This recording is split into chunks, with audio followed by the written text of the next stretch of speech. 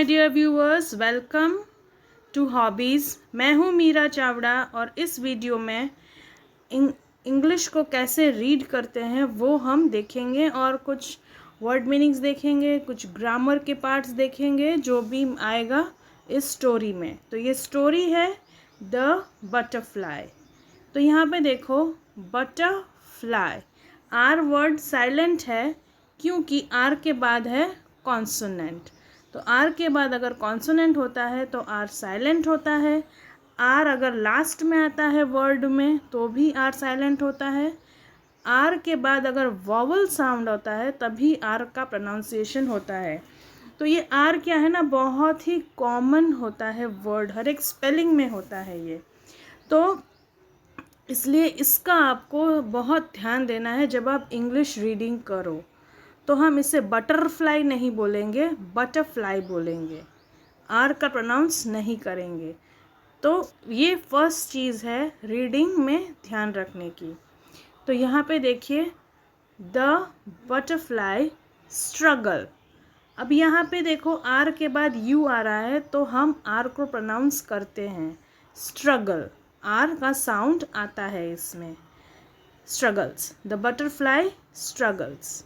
ठीक है, तो आर का जो प्रोनाउंसिएशन अगर आप सही करोगे तो आपकी इंग्लिश जो है ना बहुत ही अच्छी इंग्लिश आप बोल पाओगे। तो आर का ये जो रूल है वो आप याद रखिएगा। तो चलिए आगे बढ़ते हैं। The butterfly struggles. स्ट्रगल्स मतलब क्या, उसकी मुश्किलें या उसका जो हार्ड टाइम होता है, हार्डशिप वाला टाइम होता है, वो उसको बोलते हैं हम struggles. A man found a cocoon of butterfly. एक आदमी ने एक बटरफ्लाई का ककून देखा। ककून क्या होता है, जब बटरफ्लाई होती है तो पहले वो एक कैटरपिलर के फॉर्म में होती है इस तरह, और फिर कैटरपिलर अपने ऊपर एक धागे से पूरा एक कोटिंग जैसा बनाता है, उसको बोलते हैं ककून। उसके अंदर बटरफ्लाई डेवलप होती है। ठीक है, तो यहाँ पे आगे बढ़ते हैं स्टोरी में। One day a small opening appeared. He sat and watched the butterfly for several hours as it struggled to force its body through that little hole. A one day small opening appeared, मतलब एक बार एक छोटा सा उसमें opening हुआ। अभी देखो appeared में आर के बाद ई आता है तो अपीयर्ड में आर का साउंड आएगा। ठीक है, one day a small opening appeared, he sat and watched the butterfly for several hours. Several में आर के बाद ए है तो आर का साउंड आएगा। आर्स में आर के बाद एस है तो आर का साउंड नहीं आएगा, आर्स, एच भी साइलेंट है। तो वो इंसान बैठा था, he sat and watch the butterfly for several hours. वो वहाँ बैठा था और बटरफ्लाई को बहुत ऑब्जर्व कर रहा था कुछ कई घंटों से। सेवरल आवर्स मीन्स कुछ घंटों से, एक दो घंटों से। As it struggle to force its body through that little hole. उस लिटिल होल से अपने आप को वो बाहर निकालने की कोशिश कर रही थी बटरफ्लाई। ये चीज़, ये बटरफ्लाई की स्ट्रगल वो ये इंसान कब से देख रहा था। स्ट्रगल में आर के बाद यू है, वो पहले ही एक्सप्लेन कर दिया मैंने। फोर्स तो आर के बाद सी है तो आर का साउंड इसमें नहीं आएगा, force its body through. R के बाद ओ और ओ जो है वो वावल साउंड है तो थ्रू का में आर का साउंड आएगा, थ्रू द लिटिल होल। तो इस तरीके से होगा। Until it suddenly stopped making any progress and looked it was stuck. Until it suddenly मतलब अचानक, suddenly मतलब अचानक वो एकदम रुक गई, कोई स्ट्रगल नहीं कर रही थी। And looked stuck, stuck मतलब कहीं फंस जाना। तो फंस गई हो, फंसने से क्या हो गया, उसका मूवमेंट जो है थोड़ी देर के लिए स्टॉप हो गया और कुछ भी मूवमेंट नहीं आ रहा था। तब क्या किया उस इंसान ने, so the man decided to help the butterfly. He took a pair of scissors and snipped off the remaining bit of the cocoon। देखो यहाँ आर के बाद ई है वॉवल, तो आर का साउंड हम बोल रहे हैं। तो उस आदमी ने क्या किया कि एक सिजर लिया और जहाँ पे वो फंसी हुई थी उसको लगा कि ये होल थोड़ा सा मुझे बड़ा करना चाहिए, ये जो ओपनिंग है थोड़ी बड़ी करनी चाहिए, तो थोड़ा सा उसने स्निप कर दिया, थोड़ा सा उसको कट कर दिया उस ओपनिंग को। The butterfly then emerged easily. देखो आर के बाद जी आता है तो इसमें आर का साउंड हम नहीं निकालेंगे। The butterfly then emerged easily, although it had a swollen body and small shriveled wings। तो जब उसने वो काट दिया तो बटरफ्लाई को जगह मिल गई, तो वो इजीली बाहर आ गई। बाहर आई, इमर्ज मतलब बाहर आना, दिखना, इजीली बाहर आ गई। पर जब वो इजीली बाहर आई तो उसका बॉडी कैसा था? स्वोलन बॉडी था एंड स्मॉल श्रिवल्ड विंग्स, और उसके विंग्स कैसे थे? छोटे से विंग्स थे। The man didn't think anything of it and sat there waiting for the wings to enlarge to support the butterfly। तो उस आदमी को ये पता नहीं था कि ऐसा कट करने से वो उड़ नहीं पाएगी, तो he did not think of it, उसको ये मन में ही नहीं आया। वो तो उसकी हेल्प करने गया और उसने थोड़ा सा कट कर दिया, और वो वेट कर रहा था कि अभी ये बटरफ्लाई जो है उसके विंग्स को बड़ा करेगी और ये फ्लाई करेगी।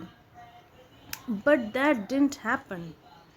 The butterfly spent the rest of its life unable to fly, crawling around with tiny wings and a swollen body. तो क्या हो गया? The butterfly spend the rest of his life unable to fly, तो वो उड़ नहीं पाई। क्यों? क्योंकि उसकी विंग्स छोटी रह गई और उसका बॉडी जो है वो स्वॉलन, बड़ा रह गया।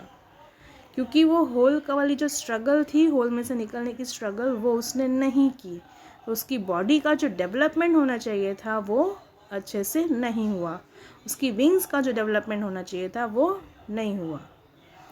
नाउ यहाँ पे देखो आर के बाद ई है तो हम रेस्ट को प्रोनाउंस करते हैं। यहाँ पे आर के बाद ए है तो हम आर का साउंड निकालेंगे। क्राउलिंग अराउंड, ए आर के बाद ओ है तो आर का साउंड निकलेगा around with tiny wings and a swollen body. तो जहाँ जहाँ पे भी आर आता है आप उसके बाद वाला लेटर देखिए, अगर वो कॉन्सोनेंट है तो उसका साउंड नहीं करना है। यहाँ पे एनलार्ज में देखिए आर के बाद जी है तो हम इसका साउंड नहीं करेंगे। एनलार्ज, आर का साउंड नहीं आएगा, एनलार्ज, ठीक है। Next, despite the kind of heart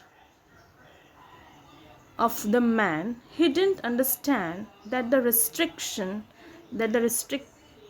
cocoon and the struggle needed by the butterfly to get itself through the small opening were God's way of forcing fluid from the body of the butterfly into its wings to prepare itself for flying once it was out of the cocoon। तो पहले ये समझ लेते हैं, फिर are का discuss करेंगे। तो despite the kind heart of the man, तो आदमी का जो इंटेंशन था वो क्या था? बहुत अच्छा था, पर ही डिड नॉट अंडरस्टूड, उसको समझ में नहीं आया कि द रिस्ट्रिक्शन, कि जो वो छोटा सा स्पेस था वो एक रिस्ट्रिक्शन था। उससे क्या होने वाला था? उसकी बॉडी में से फ्लूइड उसकी विंग्स में जाने वाला था जो उसको फ्लाइंग के लिए प्रिपेयर करने वाला था, वो चीज़ नहीं हुई। restricting cocoon and the struggle needed by the butterfly to get itself to the small opening। तो cocoon का छोटा सा स्पेस और उसमें से बटरफ्लाई की जो स्ट्रगल थी वो एक गॉड्स वे था, मतलब गॉड की एक क्रिएशन थी जिसमें क्या होने वाला था? बॉडी का फ्लूइड जो है वो बटरफ्लाई की बॉडी में से विंग्स में जाने वाला था। तो वो फ्लूइड विंग्स में नहीं गया, बॉडी में रह गया, तो बॉडी उसकी स्वॉलन रह गई और विंग्स उसके वीक बन गए। To prepare itself for flying once it was out of the cocoon। तो अगर ये स्ट्रगल वो करती बटरफ्लाई तो वो फ्लाई कर सकती थी, पर वो स्ट्रगल नहीं हुई, इसलिए अब वो फ्लाई नहीं कर पा रही है। तो यहाँ पे देखो हार्ट आर के बाद टी है तो हम आर का साउंड नहीं निकालेंगे, हार्ट। अंडरस्टैंड, एस, आर के बाद एस है तो हम आर का साउंड नहीं निकालेंगे, अंडरस्टैंड। रेस्ट्रिक्टिंग, आर के बाद ई है तो आर का साउंड निकालेंगे, रेस्ट्रिक्टिंग। और कहाँ पे स्ट्रगल तो अब मैंने आपको पहले ही बता दिया। और कोई नया वर्ड हो जिसमें आर का साउंड हो तो आप इस तरह से चेक कर सकते हो। फोर्सिंग, आर के बाद सी है तो साउंड नहीं निकलेगा, फोर्सिंग। इस तरीके से प्रोनाउंस करेंगे। नेक्स्ट, तो इसका मॉरल क्या है स्टोरी का? तो the moral of the story मतलब स्टोरी की जो जेस्ट है, स्टोरी का जो मेन उद्देश्य है कहने का या सीख है, वो क्या है? Our struggles in life develop our strength. तो हमारी ज़िंदगी में जितनी भी स्ट्रगल हम करते हैं वो क्या डेवलप करती है? हमारी स्ट्रेंथ को डेवलप करती है, हमारी एबिलिटीज़ को डेवलप करती है। Without struggles we never grow and never get stronger. Struggle के बिना हम कभी ग्रो नहीं कर पाते और हम कभी स्ट्रॉन्ग नहीं बन पाते। So it's important for us to tackle challenges on our own. So बहुत ज़रूरी है कि हम जो चैलेंजेस है वो टैकल करें और not be relying on help from others, और दूसरों की हेल्प पे डिपेंडेंट ना हो और खुद ही सारी चैलेंजेस को सॉल्व करने की ट्राई करें। तब हमारे अंदर की जो स्ट्रेंथ है वो भी डेवलप होगी और हमें नया रास्ता भी मिलेगा। तो इस तरीके से ये स्टोरी है। तो यहाँ पे आर का प्रोनाउंसिएशन वाले वर्ड्स देख लेते हैं। तो मोरल, आर के बाद ए है तो यहाँ पे आर का साउंड प्रोनाउंस करेंगे, moral of the story. R के बाद वाई है पर वाई का साउंड य नहीं है, य, स्टोरी, तो आर का साउंड इसमें निकलेगा, य साउंड है इसलिए, यू साउंड नहीं है, य साउंड है इसलिए निकलेगा। नेक्स्ट देखते हैं, our struggles in life develop our strength. R के बाद ई है स्ट्रेंथ में तो आर का साउंड निकलेगा यहाँ पर। Without struggles we never grow, R के बाद ओ है तो साउंड निकलेगा, ग्रो। नेवर, तो यहाँ पे आर लास्ट में है तो साउंड नहीं निकलना है, सिर्फ नेवर। गेट स्ट्रोंगर, आर के बाद ओ है तो ये साउंड निकलेगा आर का, और आर के लास्ट वाला जो आर है इसका साउंड नहीं निकलेगा, stronger. So it's important for us to tackle challenges on our own and not be relying, R के बाद ई है तो आर का साउंड निकलेगा, on help from others. R के बाद एस है तो आर का साउंड नहीं, अदर्स। इस तरीके से आपको रीडिंग करना है। तो आर क्या है ना कि मैक्सिमम जगह पे आता है, मैक्सिमम स्पेलिंग में आता है। तो अगर आप आर वाला रूल अच्छे से फॉलो करोगे रीडिंग करते टाइम तो आपकी रीडिंग बहुत बहुत बहुत अच्छी हो जाएगी। आई होप आपको ये वीडियो यूज़फुल लगा होगा। यूज़फुल लगा है तो लाइक शेयर सब्सक्राइब करें मेरी चैनल को। Thank you and thanks for watching.